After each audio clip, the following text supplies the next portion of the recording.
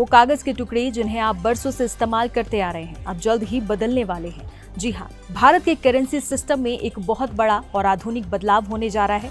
Reserve bank of India यानी RBI अब देश में प्लास्टिक के नोट लाने की पूरी तैयारी कर चुका है।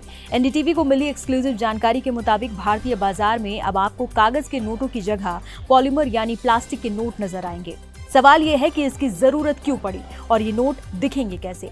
दरअसल कागज के नोट जल्द फट जाते हैं, गंदे हो जाते हैं और पानी में भीगने पर खराब भी हो जाते हैं, लेकिन ये नए प्लास्टिक नोट ना तो आसानी से फटेंगे और ना ही पानी में खराब होंगे।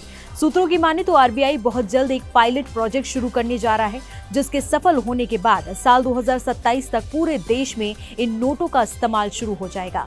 अब आप सोच रहे होंगे कि क्या सारे नोट एक साथ बदल जाएंगे, तो इसका जवाब है बिल्कुल नहीं।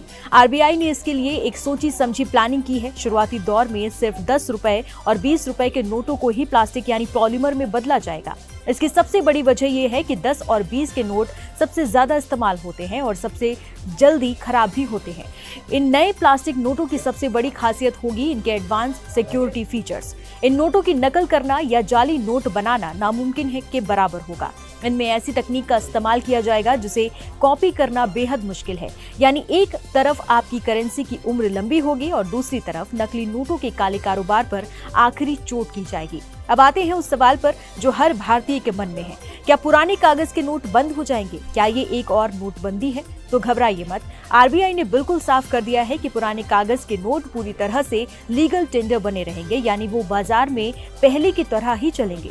प्लास्टिक के नोटों को सिर्फ एक एडिशनल ऑप्शन के तौर पर सिस्टम में लाया जा रहा है। धीरे धीरे जैसे जैसे कागज के नोट पुराने होकर सिस्टम से बाहर होंगे, उनकी जगह ये नए चमकदार प्लास्टिक नोट लेते जाएंगे।